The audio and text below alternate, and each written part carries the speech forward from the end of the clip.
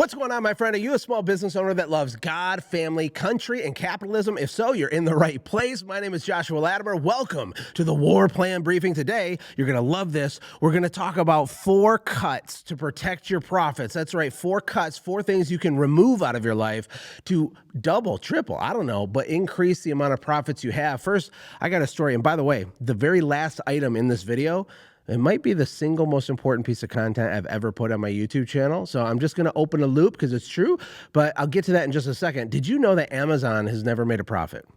Now, I did not fact check this before this video. It's very possible Amazon's made a profit the last year or 2 or 3, but it was a running joke for decades that these big companies, they can go for 10 or 15 years, 20 years sometimes and not make a profit. And as a small business owner, hopefully you realize like you can't operate like that. They're literally playing by different rules than you and me.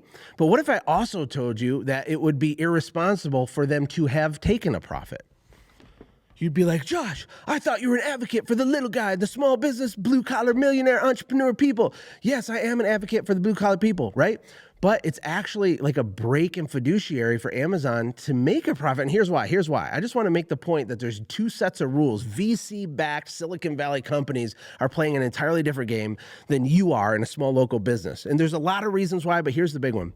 You are bootstrapped. You have to make profit as you go. Your business will suffocate and die if you are not profitable. Profit is for sanity and revenue is for vanity. But with VC-backed companies, they literally need market share and scale. And the whole game with Amazon is to literally create a global footprint and a logistical network with giant warehouses on all freaking continents so that they dominate. Because once they have this infrastructure, they have the mind share of Earth to have us all click Amazon Buy Now Prime and a drone drops it off, the value on the back end of that humongous, monumental, impossibly complex vision, which is what Amazon has done, the outcome on the back end is hundreds of trillions of dollars. You can't comprehend how much profit they make on the back end of creating that footprint, right? Does that make sense? You see, if they were taking profits as they were growing, they would have had a smaller footprint. They would have grown way slower. And there's lessons we can learn actually as small business owners from that.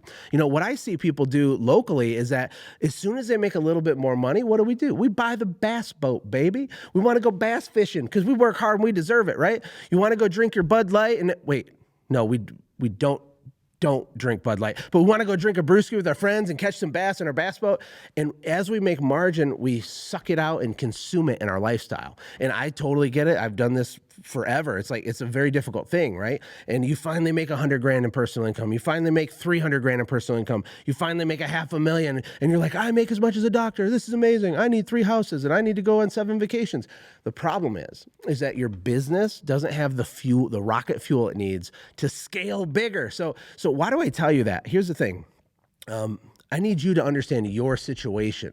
And generally speaking, I tell people you don't cut your way to success, like as a general rule. But the 4 things we're going to talk about are things you can cut that will help you have more success, okay? It's going to make you more money. So, you know, there's different rules for different times. A little bit of situational thinking is required here for these. But the first thing, the first tip, the first thing you need to cut is the B and C, and hopefully not, but D and E and F players on your team. If you have people that are subprime performers, you've tolerated mediocrity, you have done what I call dumpster hire, right? It's a dumpster, not a dumpster fire, a dumpster hire. You were desperate. You needed a beating pulse. You needed a warm body to throw out there and help because you were drowning.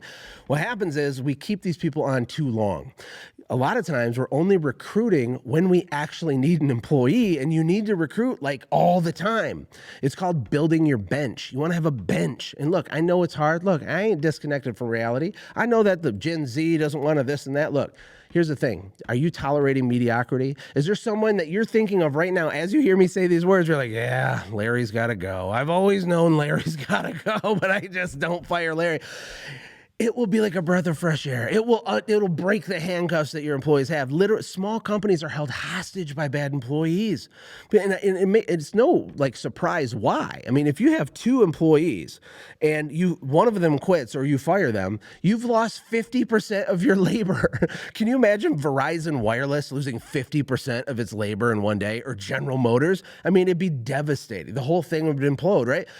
But that's why we want to grow faster. That's why we want to reinvest profits to go faster, right? But step one, if you want to cut and make more profit, is to get rid of B player employees because they cost you so much money you can't even comprehend it. The incremental cost to pay a little more for a better employee compared to what they produce for you in long-term value is not even close. So I want to encourage you to have the courage to make that happen. The second thing you want to cut is the bloat. The bloat. Now, you don't need to trim your way to success. The example I use sometimes for that is, if you see a big giant company and they start charging their employees 10 cents to use a coffee cup, that's like a bad sign. That's a death warning of like, uh-oh, this company's going to fail. Like the leadership doesn't get it, because generally you want to like grow your way to success, not cut your way, but it's prudent and responsible to cut unnecessary expenses, or as my friend Mike Dahlke calls them, mission critical expenses.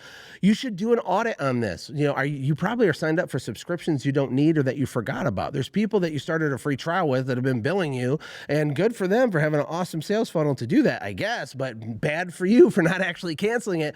Go through and cut the bloat. There's two reasons why. Number one, it will save you actual money. Number two, it's going to empower you so you feel more in control of your business, because when people get stressed and overwhelmed, they feel paralyzed and they feel like they can't make an impact, they can't do anything, and they basically are like a deer in the headlights.